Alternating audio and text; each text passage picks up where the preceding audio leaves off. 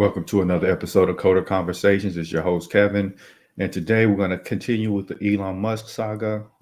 He ended up buying Twitter. He went through with the transaction, and he ended up firing a lot of their top management. He got rid of the CEO, I believe the CFO, and according to his previous words, he's going to get rid of up to 75% of that Twitter workforce. So there's going to be a lot of changes incoming. Now, what I'm seeing with this move is that there's a war over free speech, so to say. Uh, Typically, these tech companies, they're more left leaning, and they've really been, censoring a lot of the right wing. So, what I'm kind of seeing is a reversal of this trend where different right leaning people, they're buying these communication platforms, and I feel like they may potentially return the favor. So one of the things that I've often heard is free speech doesn't mean you're free of consequences, meaning that, okay, yeah, you could say whatever you want, but that doesn't mean somebody can't do something to you. And what that really means is that, okay, maybe the government can't censor you or send the police to kick in your door and do something to you, but that doesn't mean that the private sector can't do that. And we've kind of been seeing that. We've been seeing the private sector utilize to censor people because they own all the communication platforms.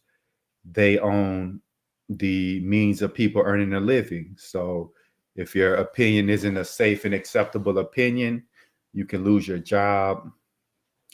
You could be blackballed, lose your bank account, all sorts of things.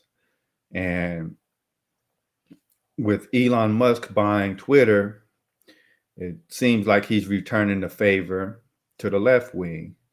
Like, okay, so you guys want to start censoring everybody? Well, I'm just going to buy you out and fire you.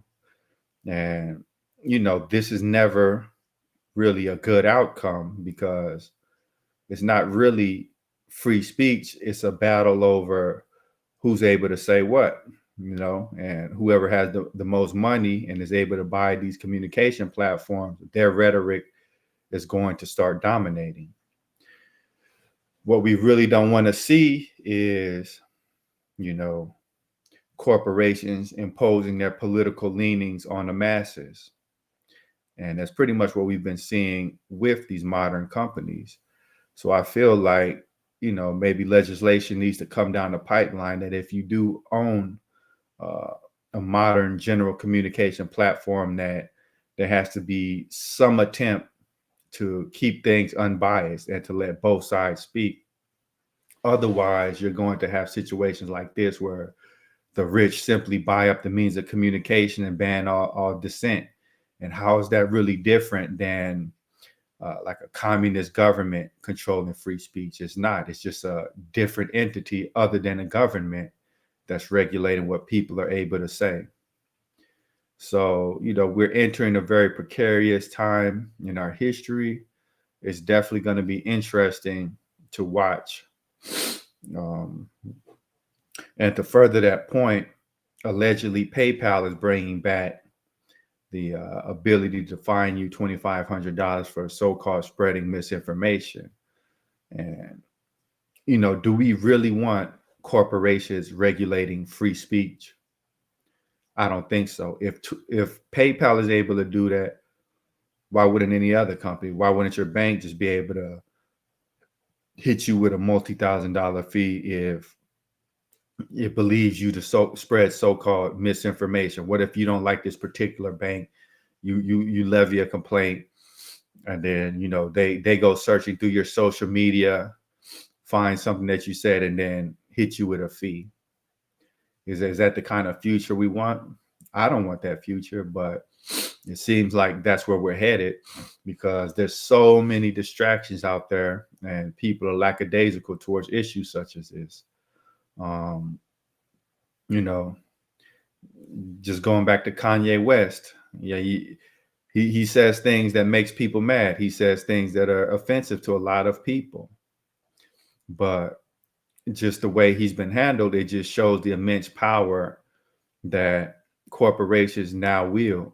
You know, they've been able to take a guy that's a billionaire, close his bank account, get all of his merchandise out of several different stores, um, like disband his school, ban his basketball team from playing. They've been able to work in lockstep to almost completely lock him out of society. And that's the sort of future that, we're headed in. You don't like the guy, that's fine. But if you don't see the immense control that these corporations now wield over you, they can do it to a billionaire. They can much more easily do it to you when you don't have the resources to fight back. So we're headed in a time when, we really need to start paying attention. We don't need to be distracted by the bread and circus. Entertainment is good. It's fun to watch a football game, fun to watch a basketball game, but we really need to pay attention to what's going on in our society, unless you want to end up in a dictatorship. People have given their lives to get away from dictatorships. We've been having a semblance of free speech for so long that we don't appreciate it. We don't really know real persecution for some of the things that we say, but now we're starting to see it. There's a reason that people flee communist countries and they're willing to lose their life just to get away and get over to an area that has freedom of speech. But, if we're not careful, we could lose that very privilege.